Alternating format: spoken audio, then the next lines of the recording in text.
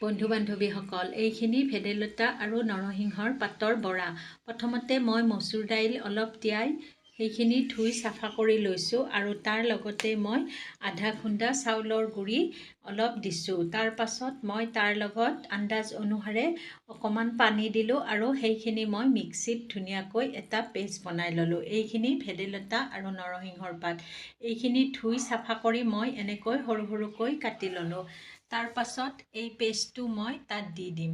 এয়া চাওক, মই দি দিলোঁ আৰু তাৰ লগতে মই এটা কেঁচা পিঁয়াজ কাটি ৰাখিছিলোঁ, সেই পিঁয়াজখিনিও দি দিলোঁ। তাৰ পাছত মই এয়া আধা চামুচ হালধি আৰু তাৰ লগতে আন্দাজ অনুসাৰে নিমখ দি দিলোঁ।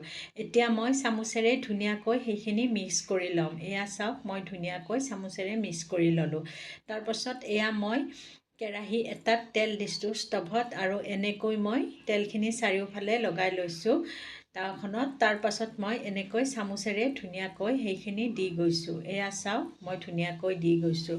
তাৰ পাছত যেতিয়া এফালে ধুনীয়াকৈ সেইখিনি হৈ গৈছে, মই হেতাখনেৰে লাহে লাহে এপিচ এপিচ কৰি ধুনীয়াকৈ সেইখিনি ওলটাই দিছোঁ। এয়া চাওক, মই ধুনীয়াকৈ ওলটাই দিছোঁ।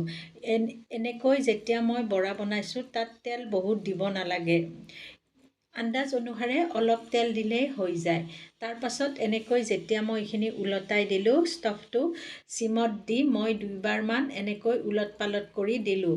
তাৰ পাছত এইখিনি হৈয়ে গ'ল। এয়া চাওক, এইখিনি ইমান ধুনীয়াকৈ হৈ গ'ল। দেখিবলৈও ইমান ধুনীয়া হৈছে আৰু খাবলৈও বহুত টেষ্টি হয়। যদি আপোনালোকে ভিডিঅ'টো চাই আছে আৰু ভাল লাগিছে তেনেহ'লে লাইক, কমেণ্ট আৰু শ্বেয়াৰ কৰিব আৰু আগলৈ যাতে ভিডিঅ' পঠালে পায় তাৰ বাবে পেজটো ছাবস্ক্ৰাইব কৰি থ'ব।